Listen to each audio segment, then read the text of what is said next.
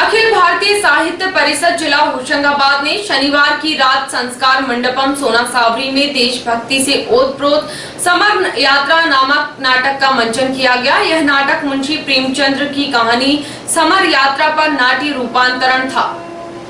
आजादी के अमृत महोत्सव कार्यक्रम के तारतम्य में अखिल भारतीय साहित्य परिषद एवं संस्कार भारती जिला शाखा होशंगाबाद के संयुक्त तत्वावधान में आयोजित इस नाट्य मंचन का शुभारंभ दीप प्रज्वलन के साथ हुआ। मुंशी प्रेमचंद की कहानी समर यात्रा का नाटक का निर्देशन प्रदेश के प्रख्यात रंगकर्मी करमवीर सिंह ने किया।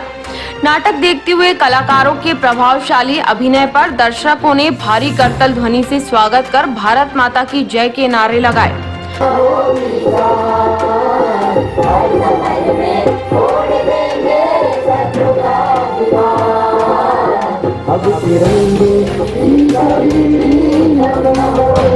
नाटक के सूत्रधार बीके पटेल ने बताया कि समर यात्रा नाटक के भोपाल एवं दिल्ली में मंचन होने की संभावना है एवं आने वाले समय में रविंद्रनाथ टैगोर की कहानी अंतिम प्यार का नाट्य रूपांतरण कर रंगकर्मी पवन पालीवाल के निर्देशन में मंचन किया जाएगा।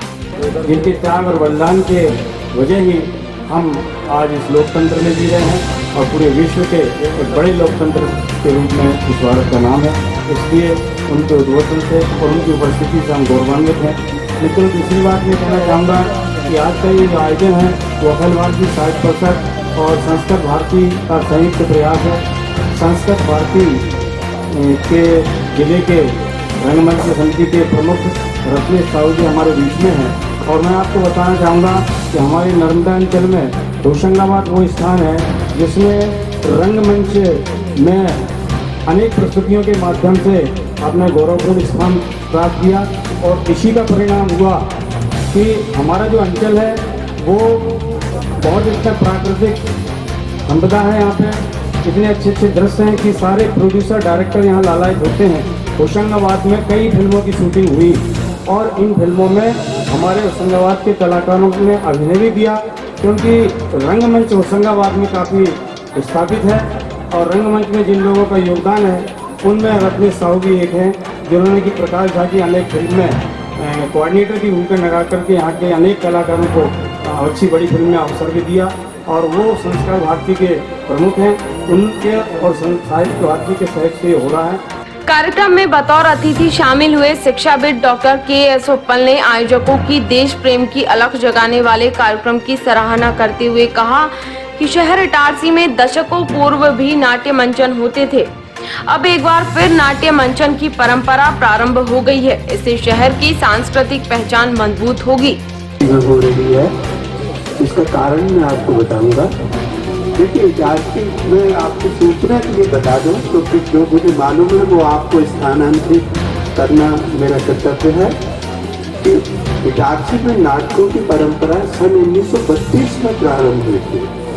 जो इटारसी के हमारे देश के सबसे बड़े नाटककार थे, लेखक थे, निर्देशक थे गुंडू खां, वो 1932 में इटारसी आए थे और उन्होंने जहाँ आजकल गार्डन है वहाँ पर नाटक का मंचन किया था और उनके साथ कलाकार के रूप में फिल्मों के मशहूर एक्टर और डायरेक्टर सोहराब मोदी भी उनके साथ थे और वो मंदिर में 1.5 माह तक इटारसी में नाटक किए थे।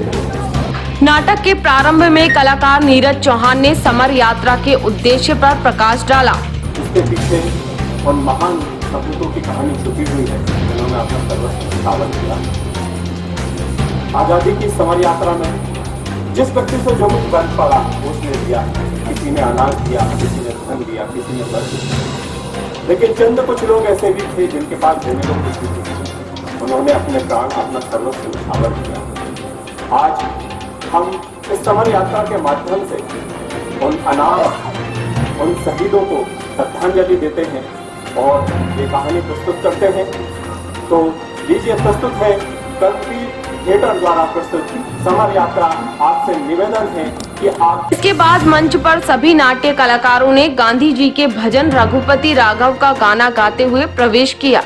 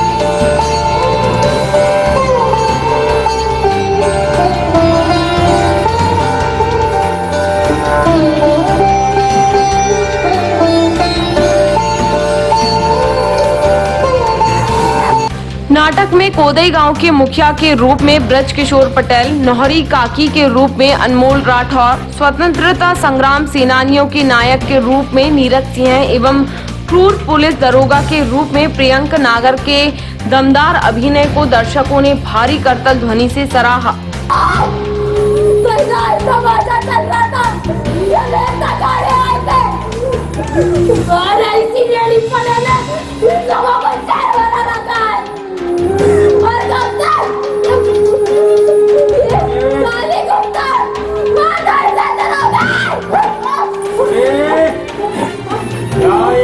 पर गुस्सा दिखाते हो यारो, क्या गुलामी ने तुम्हें नामर्द बना दिया है?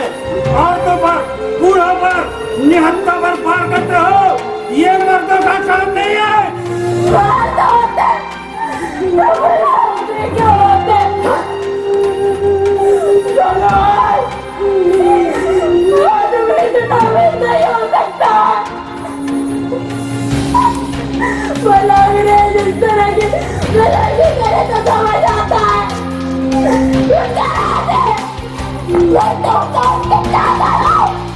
जिस तरह हमने बेआबरू किया है, क्या ऐसे सहकर भी तुम आराम की नींद सो सकते हो?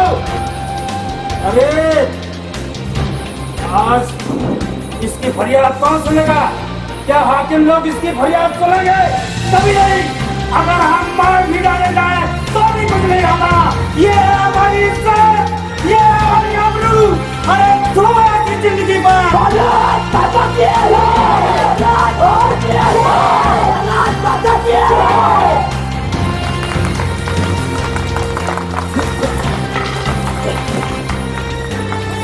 पीछे जाओ,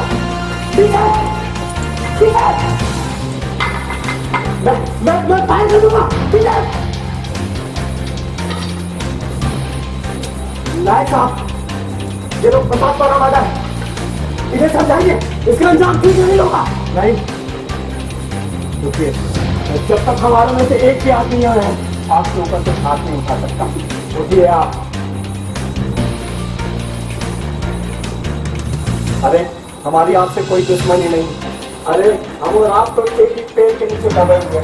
नाटक की समाप्ति पर नाटक के 24 कलाकारों ने रंगमंच पर अभिनय का अवसर प्रदान करने एवं अभिनय प्रशिक्षण कार्यशाला के माध्यम से अभिनय कला में दक्ष करने के लिए आयोजनकर्ता टीम के सदस्यों ब्रज किशोर पटेल, राजकुमार दुबे, भगवान दास बेधड़क, शुभम पटेल का शाल स्टीफल से सम्मान किया।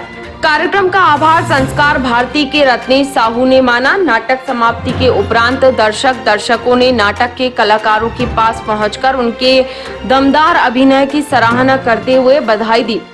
दर्शक दीर्घा में हरदा जिले के स्वतंत्रता संग्राम सेनानी दंपति स्वर्गीय रामकिशन जलखरे एवं लक्ष्मी जलखरे के पुत्र शैलेंद्र जलखरे की विशेष उपस्थिति पर दर्शकों ने भारी करतल ध्वनि से स्वागत किया। कार्यक्रम में साहित्यकार विनोद कुशवाहा, रामकिशोर नाविक, जगदीश रावत, कन्या महाविद्यालय के प्राचार्य डॉक्टर RS मेहरा, पूर्व प्राचार्य डॉक्टर श्रीराम नेवारिया, संस्कार भारती के मनीष ठाकुर, जयप्रकाश अग्रवाल सहित अन्य गणमान्य नागरिक मौजूद थे। Bureau report, इटार्स।